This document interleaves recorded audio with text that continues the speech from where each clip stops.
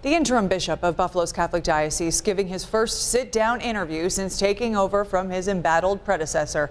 Bishop Edward Scharfenberger touched on a number of subjects, including the future of the diocese, bankruptcy, and whether more information will be released on the clergy sex abuse crisis. Here's what our chief I-Team investigator Charlie Specht found out.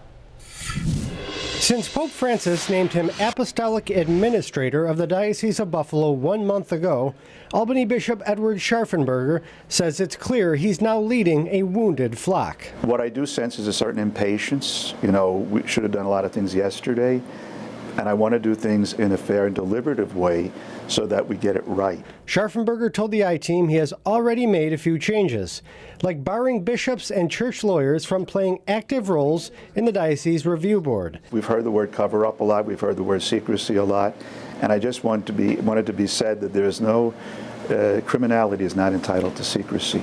Scharfenberger says he has a zero-tolerance approach to criminal behavior from priests and says there should be no hidden corners of the diocese. Have you opened up the archive, read through the binder or anything like that? Yeah, I've heard that there's a lot of binders around. I heard about the Black Book and so forth. You know, I want to be able to know what is in the files to the best I possibly can. Scharfenberger says he wants abuse survivors to come forward, even if they have been hurt in the past by the church's response. My appeal would be to anybody who has experienced abuse in any way should never be afraid to come forward.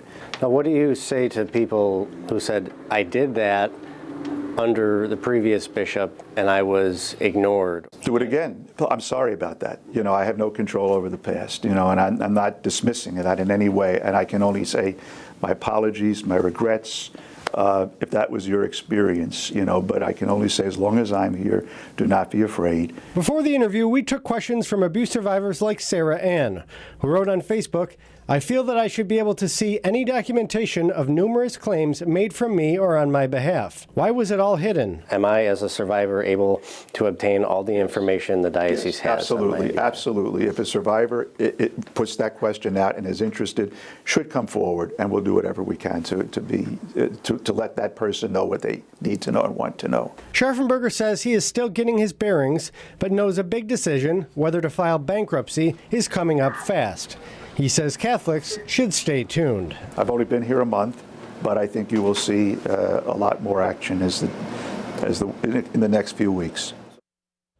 Now, something interesting here. The Vatican probe of the Buffalo Diocese and Bishop Malone that led to all of this change, that generated a report here, and Bishop Scharfenberger says that he actually has not been given a copy of that report by the Vatican. Any idea on when he might get that report, and also how long before Buffalo gets a permanent bishop? Well, originally we were hearing here that it could happen by Easter. You know, there's a lot of dioceses around the country that need a bishop to be filled here, but we're told that Buffalo has sort of risen to the top of the pile, so it's job number one here in Rome.